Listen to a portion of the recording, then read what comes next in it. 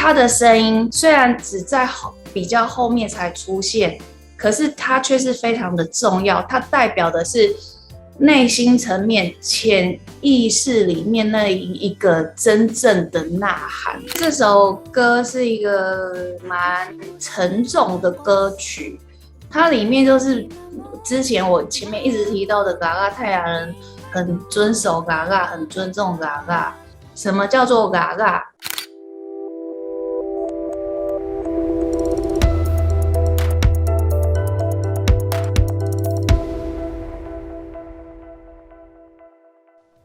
？Hello， 各位加拿大的朋友，大家好，我是亚外毛令，欢迎大家收看这个节目《斯瓦西格我的家》。斯瓦西格 Swasieg 就是我的部落的名称，也是我的第一张专辑我是那个台湾的泰雅族原住民。那但是呢，其实我爸爸是彰化的鼻头人，那我妈妈是苗栗泰安乡的那个泰雅族原住民。因为父母亲是双薪，需要一起工作，所以小时候在部落的时间还蛮长的。那一直到我长大之后，开始接触泰雅语创作，自己非常喜欢，自己一边学习，然后一边创作，做了3张的泰雅语的母语专辑。那我是一个音乐创作人，也是一个歌手。今天呢，会来介绍我的作品，希望大家会喜欢。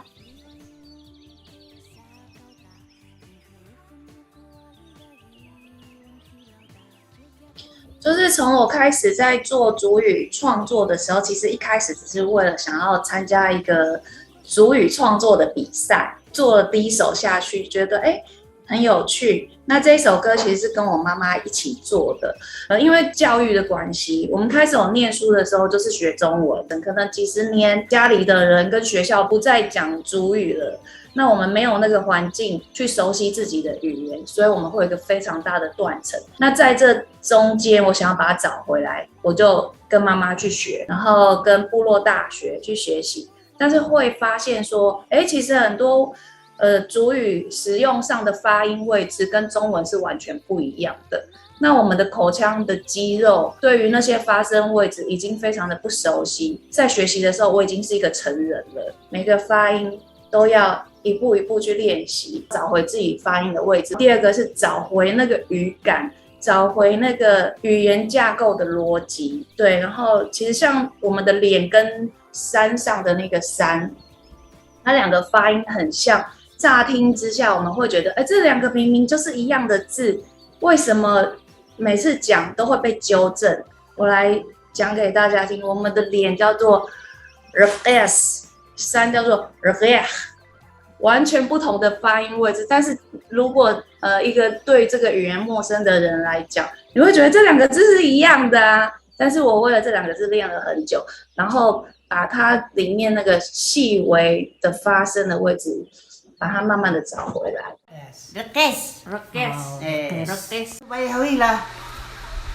什么意思？这个应该说白会就是风把你诅咒。好。我认为歌手他是有一个示范效应。如果我今天示范的发音是错误的，后面也许有的人想要听我的歌，想要学族语的时候。他就会用错误的发音来学。如果要做族语音乐，自己要努力的去学。然后我觉得很辛苦，是因为我是一边学一边做。以泰雅族人的观念来讲，譬如说我叫亚外，我后面的名字必须就是要接着父亲的名字，我应该是亚外某某。但是因为由于我的父亲他是汉人，所以他没有泰雅族的名字，所以我后面接的名字叫做亚外毛令，毛令就是我妈妈。对，那泰雅族人就是子父联名的概念去命名，所以我写了一首歌叫做伊玛拉鲁素，你叫什么名字？伊玛拉鲁素，伊玛拉鲁素，伊玛拉鲁素，伊玛拉鲁素。伊玛拉鲁苏，伊玛拉鲁苏，伊玛拉鲁苏，伊玛拉鲁苏，就是让现代的人去思考一下说，为什么可能你有印象中小时候，在部落里面人家是怎么样叫你的名字，但是你却有一个汉名名字，但是那个其实只是人家赋予你的名字。那从我们祖先传递下来，你真正的名字是我们泰雅语，我们部落里面给的雅外毛令是我真正的名字。那希望可以经由这一首创作的歌曲，然后让用流行的音乐，让大家可以更容易的去接受，然后去了解这个文化。其实它是很重要的。应该16、17岁还在念高中的时候，我就觉得非常的好奇。我妈妈跟我阿姨们在讲电话的时候都是全族语，然后他们的沟通，那可能里面有一些简单的句子跟单字我是听得懂，那我可以从旁边猜测说，他们大概在讨论什么事情，然后我觉得很酷啊，因为大家都听不懂，所以我就跟我妈说，我想要学族语，为什么你都不教我们？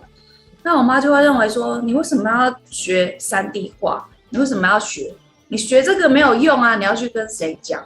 开始创作之后，又想要再回去学，妈妈还是觉得很不认同。她说：“你到底你写这个歌能干嘛？谁要听原住民的歌？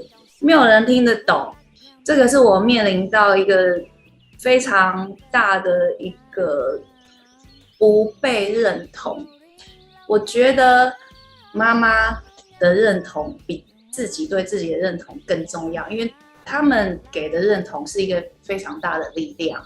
如果他今天认同我做这件事情，我就会觉得我得到力量。可能是因为自己个性不服输，就觉得说好啊，那我就来做看看有没有人要听我做的歌。我就是喜欢，我就是想做，所以我就继续做下去。那其实做到后面，作品一个一个出来的时候，妈妈她自己也觉得蛮认同的，因为她觉得歌曲好听，也看到别人对我们的肯定，他觉得做这件事情是对的，然后他从怀疑到现在就是非常支持。我其实一开始有一直强制性的想要置入自己的语言，但是呢，毕竟我是1/2的原住民，我对于自己喜欢族语是因为自己真的很喜欢，也不是因为父母去逼我，所以我后来才觉得说，他们的父亲其实也是闽南人，然后我婆家讲的是台语，然后他们在学校学中文，然后只是妈妈做族语音乐，所以我觉得我不应该去强迫他们做这样子的学习。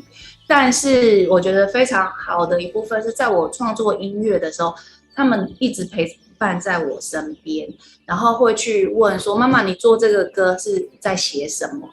那我会经由这样的过程来让他们知道说我这首歌在写什么，然后为什么要这样子写，让他们去了解我在做的东西。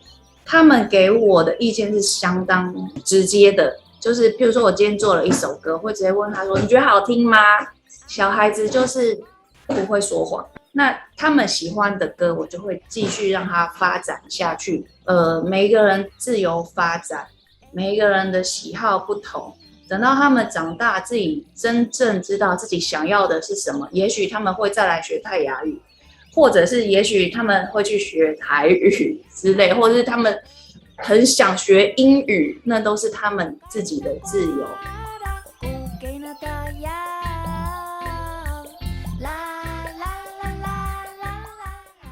字母歌这一首歌，其实我自己有一个蛮强大的企图心。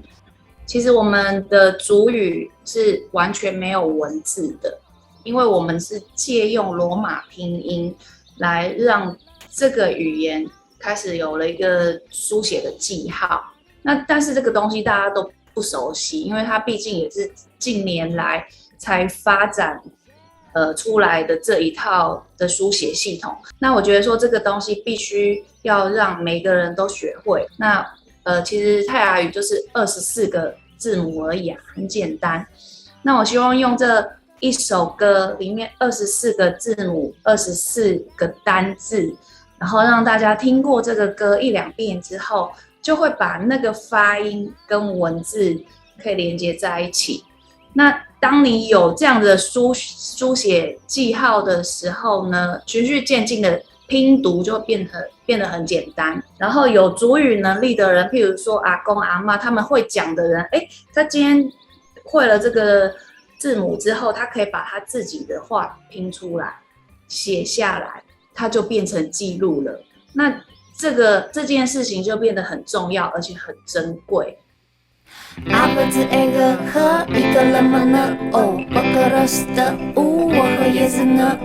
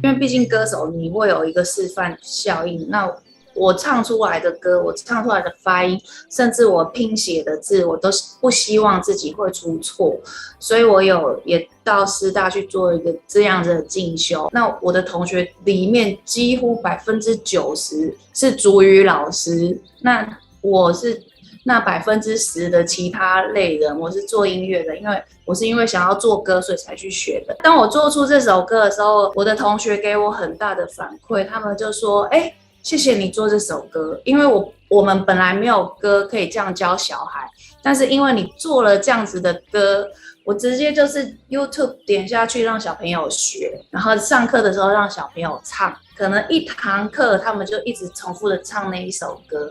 那原本他们可能要花好几堂课教的字母，可能一堂课唱完歌就会了，这是我得到最大的回馈。听说教育部会把本土语言变成一个固定的课程，所以每个小朋友他会去学到这个东西。那如果没有这样子一个轻松的工具的话，其实没有兴趣去学的小孩他会觉得很痛苦。但是他如果在唱歌的时候也可以学到东西，他会觉得很快乐、很有趣。那当然，其实自己在制作的过程当中，在家也是放了非常多遍啊。那这个24个字对我的小孩来说已经非常简单。生活上有没有很大的改变？我觉得还好，但是我跟我妈妈的感情越来越好。为了学族语，就会一直不断的去找妈妈，一直去问她说：“哎，这个怎么讲？然后那个怎么讲？然后我今天写了什么？你听看看。”我念给她听。那我们之间就会多了很多的时间来做沟通。很奇妙是小时候并不想要去了解自己的父母，但长大在做这件事情之后就慢慢的会想要了解为什么他会这样讲，为什么他会这么说。我妈妈跟我们沟通也都不是用打字，她直接就按了一个录音键就讲话啊，比如说你今天在干什么啊？讲中文什么什么，但是他现在就不是讲中文，他会直接按下那颗录音键说就送刷 why， 就是说亚外你今天在干什么？你吃饱了没有？他会用这样的直接主语问我，那我就练习变成是一个绘画练习，然后有时候我直接录给他，讲错了他会重复一次正确的给我。但我觉得他变成一个很棒的互动。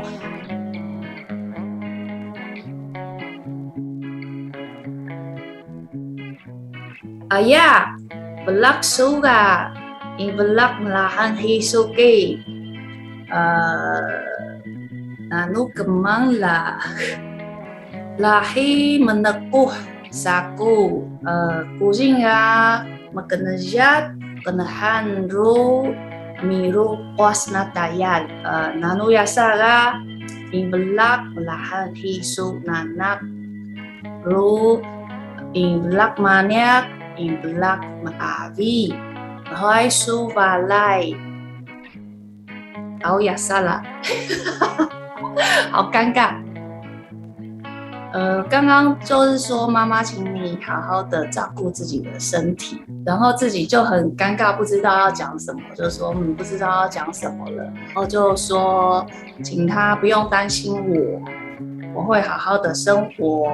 然后请他每天好好的吃饭，好好的睡觉，然后我非常感谢他这样子因为我妈妈在前2个礼拜有做了一个很重大的手术，确诊她是主动脉剥离，就立即动了一个心脏手术，开胸，整个开胸，所幸没有什么大碍。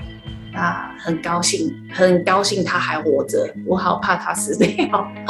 其实我还蛮感谢他可以健康下来，所以我希望他可以好好的吃饭，好好的睡觉，什么都不用烦恼，活着就好。又题外话了。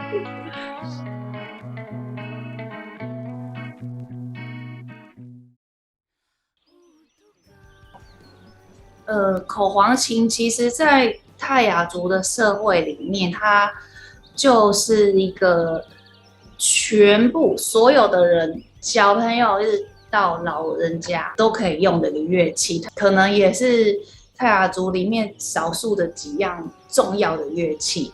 流传下来的古调，它的旋律用到的音就只有4个音，就是瑞咪嗦拉。那在口簧琴里面也大概是这4个音的泛音，用口腔去做一个变化这样子。可是这个东西很可惜，我们在日据时代是被禁止的。那因为我们的族人呢，他们可能有曾经用过口簧琴去做一个暗号，然后来就是跟日本人去对抗，所以这个东西在那个时候曾经被禁止，然后也曾经一度要消失。那原本我们是木簧，那因为日据时代有了铜器进入了部落之后，我们就进阶到了铜簧，所以这个声音它又变得更加的丰富。对，所以这个文化到现在还一直保留，而且在现在有更多的部落青年把它发展出很棒的工艺，好几个部落、好几个工坊都是年轻人在做口簧琴，我觉得这太棒了。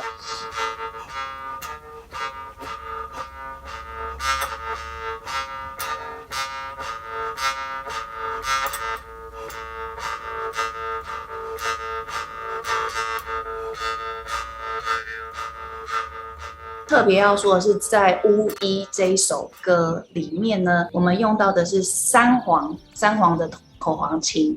那这个演奏的人是宜兰四季的江明清牧师。那江牧师也是我在一开始接触这个乐器的时候学习的老师。然后我们从单簧可以一直发展到最多可以做到8簧口簧琴。那巫医这一首歌，他认为用3簧的音调去做很适合。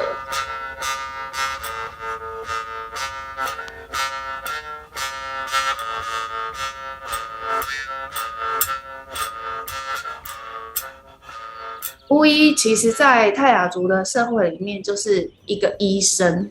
每一个人如果身体不舒服，或者是心理不舒服，觉得有什么问题的时候，都会到部落里面去寻求巫医的帮助。那因为现代人我们工作压力很大，因为文明给我们带来很多的病症，各种各样心理上的疾病，我们现在的医师只能用药帮你暂时的去舒缓一下你现在的情绪，可是没有办法完全去医治。如果我是这样子病症的人，我怎么办？那刚好我自己的姐妹里面也有严重的忧郁症，那我知道她遇到的问题是什么，她曾经有过的症状是什么，于是我就用这些症状写了这一首歌，透过呼喊巫医，让她的灵魂得到解救。那因为我本身的声线很薄很浅，这样子的呼喊主灵，就很像在象征着有这些心理病症的人们的表象，他们的呼喊是这么的微弱。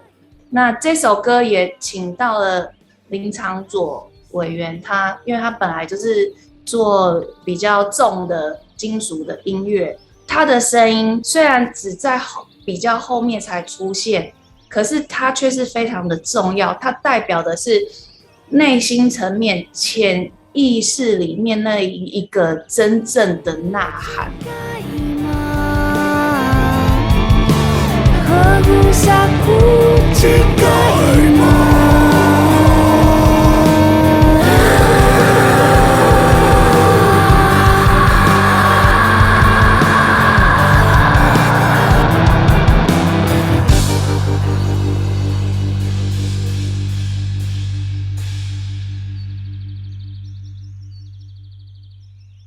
其实泰雅族的文化跟汉人的文化还蛮雷同的哦。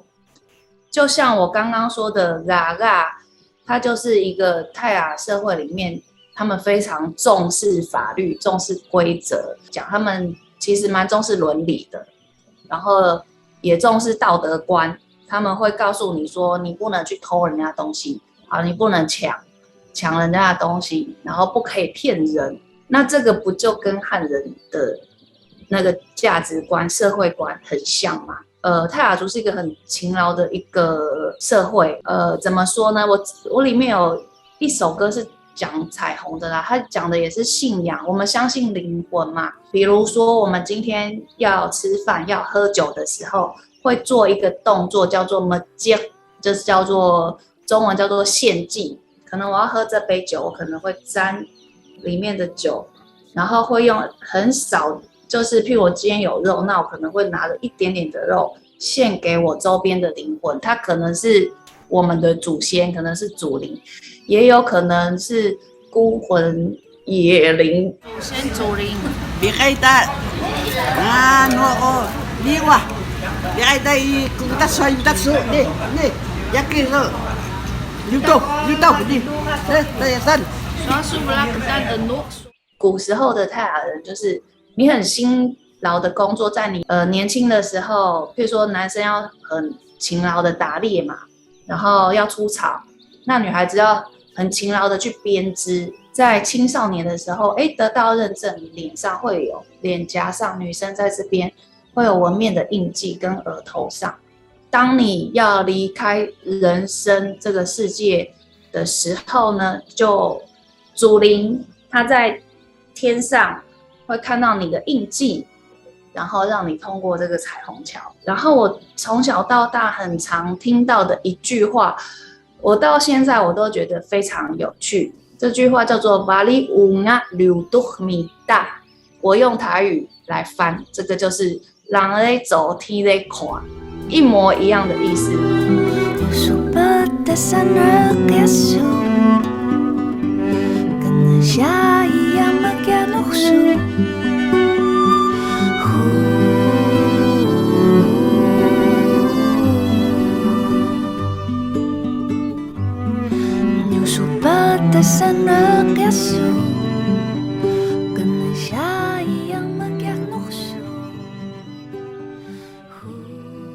世界哦，其实《世界》这首歌是一个蛮沉重的歌曲，它里面就是之前我前面一直提到的嘎嘎泰雅人很遵守嘎嘎，很尊重嘎嘎。什么叫做嘎嘎？广泛的来说，它是法律，它是规则。然后你用比较狭义的思考去想它，它是一个步骤。可能你在织布的步骤，它可以叫嘎嘎。然后呢，其实对于山啊，对于土地啊，对于这个世界上的一切，都是抱着一个很尊崇的心态，因为我们就住在山里面，所以泰雅人从以前就一直不断的在古调里面传唱，告诉后代的子孙们，我们要好好的遵从嘎嘎。这个嘎嘎不只是人与人社会之间的嘎嘎，对于土地，对于灵魂，对于兄弟姐妹之间都必须要去遵从。那世界景娃那这一首歌，我特别要表达的是对于土地的尊敬。其实我们的生活就是从这里源自于这边，但是你为了要让你更好去破坏它们，然后去制造垃圾。那希望就是用《景娃难》这首歌换回大家对于嘎嘎的尊敬，不要忘记我们对于这片土地要心存感激。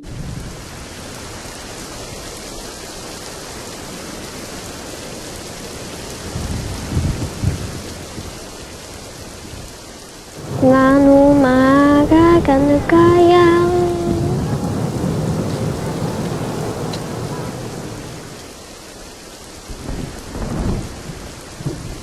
Nanu ma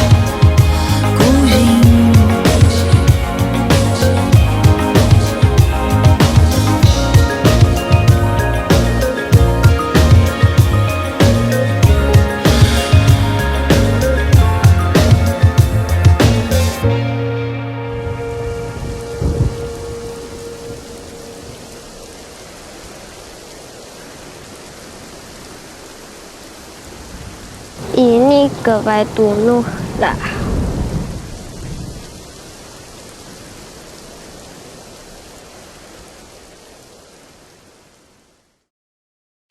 那我很开心，今天可以在这边尽兴的把我的创作音乐介绍给大家认识。